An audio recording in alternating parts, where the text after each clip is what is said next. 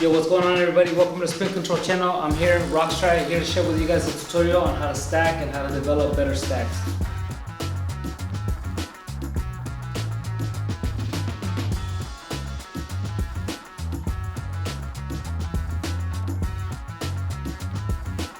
So in breaking we have the traditional look. This is where stacking is coming from. So we have top rock, go down on footwork, a move, whether it's a power move or any type of unique move that is original to you, and then we would have a freeze. The freeze is the exclamation point. Before, it was usually done only with one freeze. You would end the round with just one stop. What happened in the 90s that really got popular was that people started adding more freezes to the end. So they would do a freeze, then they would do another freeze, and another freeze. And that's where stacking was really developed. And with stacking at that time is that people had done it in the 80s on a really small scale, but in the 90s they really started going to level changes, going from handstands to elbows to shoulders, and started adding spin moves within between the freezes. So I'm here to share a bit of that, and hopefully you guys get to open up more and start utilizing this basic concept into today's breaking. Okay, so stacking early on, from my generation, I didn't learn counts. We only knew how to follow the drum and stay within the flow of the song. So when we would stack, it was more in addition to the move. It was a bonus continuation effect. This is where the impact freeze starts to get developed as well, from the continuation of stacking moves and stacking freezes. So when we would stack, very basic one we used to do would be like one here, up, and then we would either go to a handstand or we would go back down to our head. Those are some basic ones that we used to do, but you see that was like slow paced. So a stack is something that you take your time in. That means that you master the freeze, you hold the freeze, and you're able to decide where you want to go without having to be so premeditated. So there's room and open room for you to develop and create on the spot. So it's kind of going off the feeling too. That was the original format of stacking, was that that's why it was done in a slower way. So for example, if I'm here one, I go up, but then from here I want to go back down, open, back up, other hand.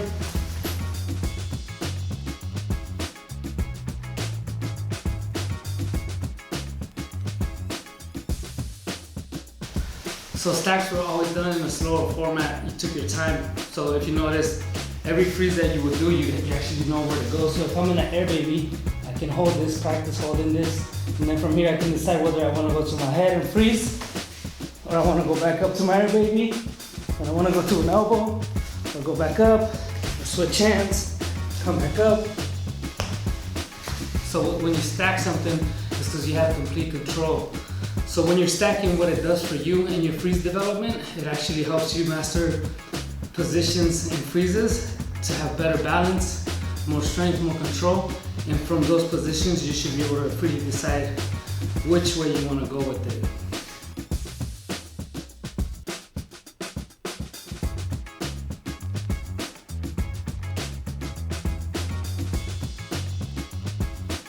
So the importance of stacking is that it lets you breathe in your movement and also as you're dancing with the music, right? Again, in my era, we only knew to follow the drum and stay with the flow of the music. When we started teaching in studios, then we started learning more about counts. And what that did is it broke the music down a bit different. The most basic way that you can actually develop proper stacking to be on time with the music is to do it every 2 counts. That means that on the 2, the 4, the 6, and the 8, you switch freezes. You get a bit more breathing room, it helps you hold the freeze longer, and you're able to think where you want to go next. So it would be more stop, stop. So it forces you to be more precise. Stop, stop.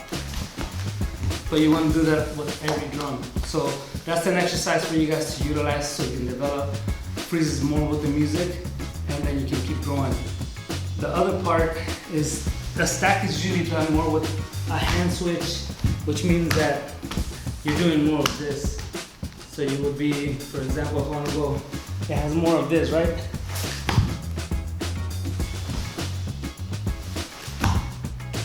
That would be a stack. The other forms of combining freezes is something I call the zigzag. So the zigzag would be this. The hand stays in one place. Instead of breathing and you're hopping every step, you're moving faster within the movement.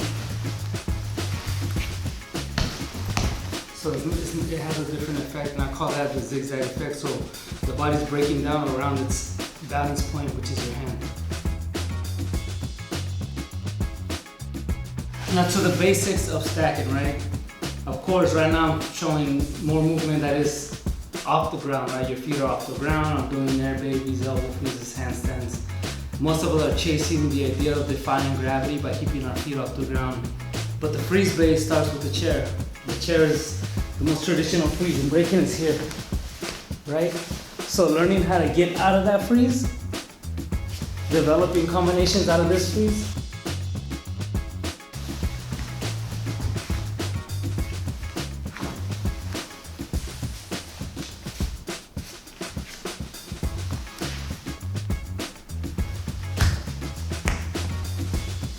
It's really important. It's the base of breaking. That's where the freeze is pretty much created from, in terms of making it look really dynamic. It was just a chair freeze, so that means both your feet are on the ground. So I would suggest learning it on one hand, then learning how to switch.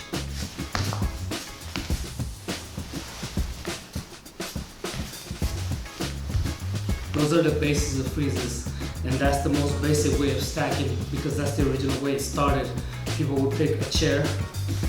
They would normally do like chair, reverse chair, baby, reverse chair, chair. That was the original stacking format from the past. So I would recommend working on that exercise. Developing control in and out of your chair is really, really important in breaking, and it's a move because of the era we're in. We're choosing air chairs now, but this is the base of the freeze. So develop that, learn how to master yourself going in and out of it, and your breaking will develop more and your freezes will be stronger.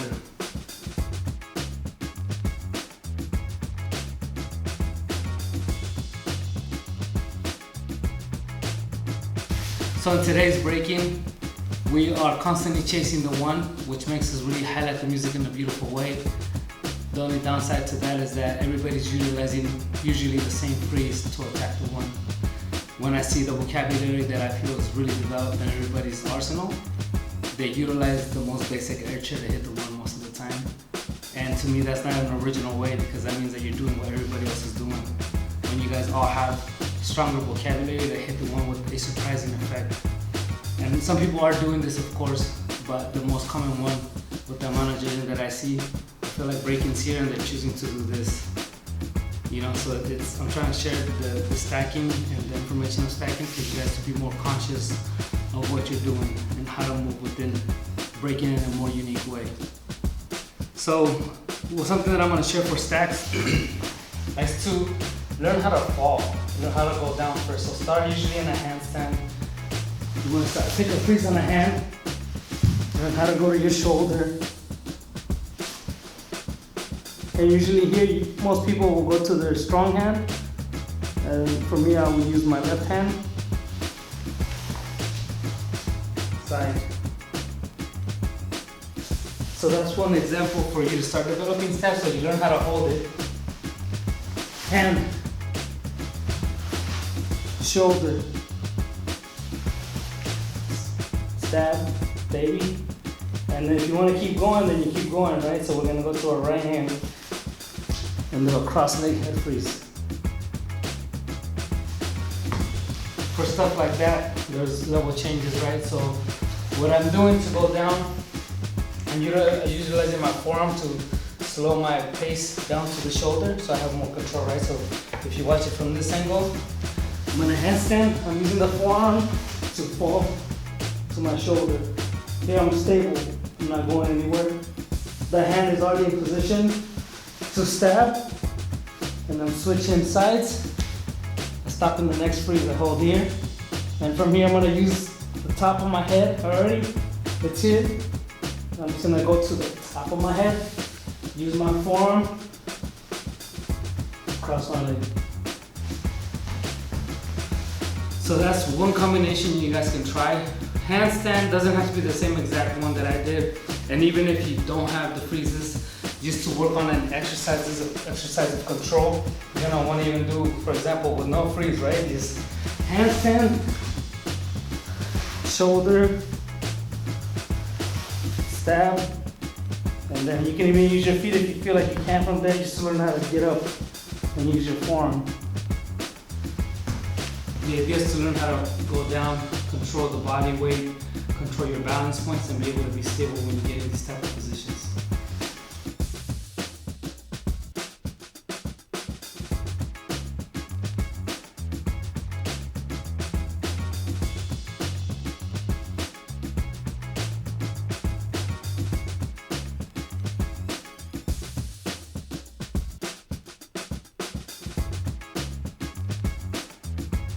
Yo, so that's it. I'm signing out. Thank you, Spittle, for having me. This is a stacking tutorial by Roxrite, a bit of the history with some exercises.